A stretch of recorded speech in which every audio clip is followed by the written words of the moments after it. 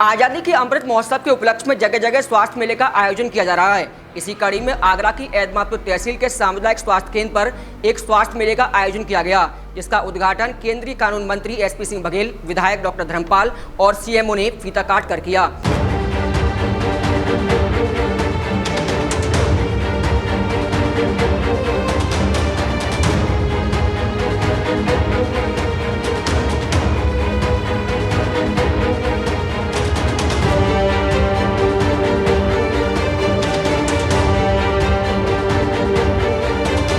आज़ादी के अमृत महोत्सव के उपलक्ष्य में केंद्र सरकार और राज्य सरकार से मिलकर यहाँ एक स्वास्थ्य मेले का उद्घाटन किया है। स्वास्थ्य मेले में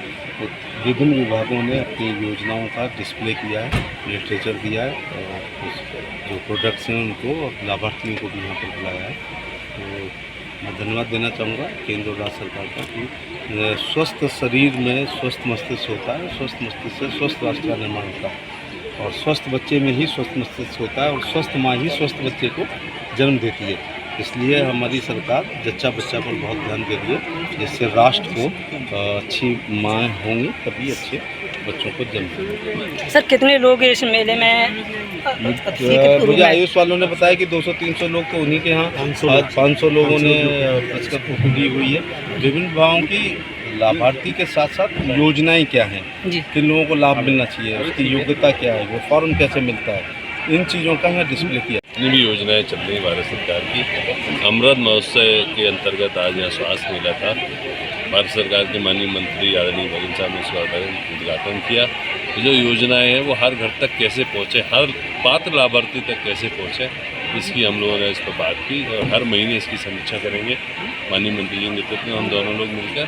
और जो भी सरकार की योजनाएं है स्वास्थ्य संबंधित वो हर घर तक पहुँचे, पात्र व्यक्ति तक पहुँचे, उसके लिए प्रयास है। इस मेले में कितने लोगों ने भाग लिया? काफ़ी लोगों ने भाग लिया, आपने देखा काफ़ी लोगों ने दिया और ये बढ़ता ही जाएगा।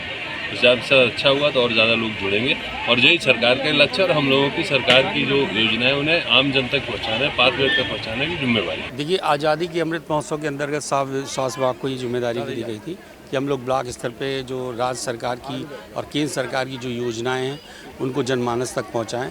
और इसके लिए जितने भी संसदीय क्षेत्र के अंतर्गत ब्लॉक आते हैं उनमें हम लोग स्वास्थ्य मेले का आयोजन कर रहे हैं। माननीय सांसद महोदय, यहाँ के केंद्रीय राज्य मंत्री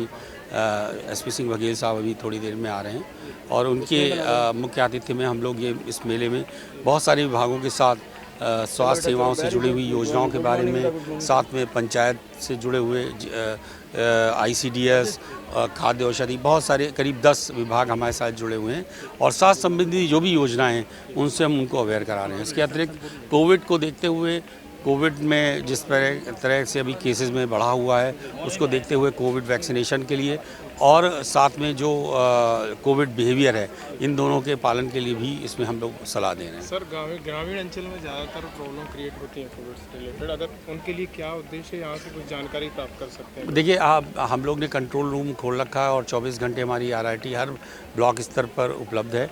इसके अतिरिक्त अगर कोई भी इनको जानकारी चाहिए तो उस जानकारी के लिए हम लोग ने आज 3 से 6 डॉक्टर से सुनिए कार्यक्रम एक वेब लिंक के माध्यम से आज हो रहा है, जिसमें अपनी बहुत सारी क्वेरीज़ को भी हम लोग अपनी बात कर सकते हैं। इस तरह के कार्यक्रम लगातार जागरूक करने के लिए किए जा रहे हैं, चाहे वो मेलों के माध्यम से हो, चाहे वेबकास्टिंग के माध्यम से हो, IC के माध्यम से हो और इसके अतिरिक्त हमारी दस्तक अभियान चल रहा है, संचारी रोग माह चल रहा है, जिसमें आशाएँ और आंगनवाड़ी प्रत्येक घर में जाकर इसके बारे में सबको सचेत कर रही हैं। अनुरोध यही है कि जनमानस यदि अपना टीकाकरण 100% करा लेगा, निश्चित तौर पे हम लोग इस संक्रमण से अपने आप को बचा पाएंगे, अपने परिवार को बचा पाएंगे। टीकाकरण हो रहा है, उसके सिलसिले में क्या कहना चाहिए? 12 से 14 वर्ष के बच्चों को हम लोग कोशिश ये कर रहे हैं कि जल्दी से जल्दी इनका टीकाकरण करा लें, क्योंकि इस बार देखा गया संक्रमण थोड़ा 18 वर्ष के बच्चों में भी के नीचे पहले से ज़्यादा है और उसको देखते हुए हम लोग स्कूल्स के माध्यम से इन बच्चों को टीकाकरण करा रहे हैं। 15 से 17 वर्ष के जो आयु वर्ग के बच्चे को प्रथम डोज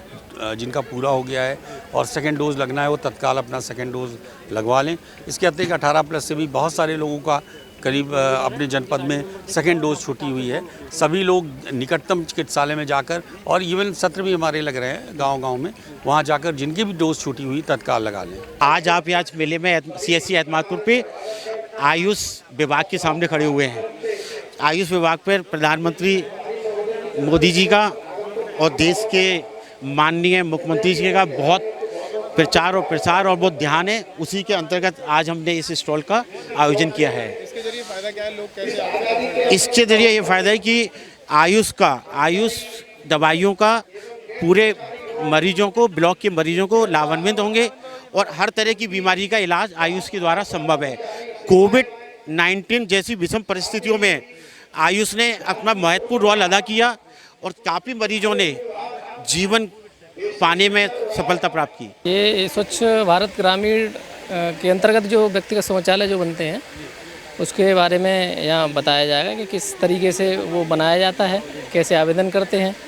तो वो सारा प्रोसेस यहाँ जैसे किताब दी हुई है,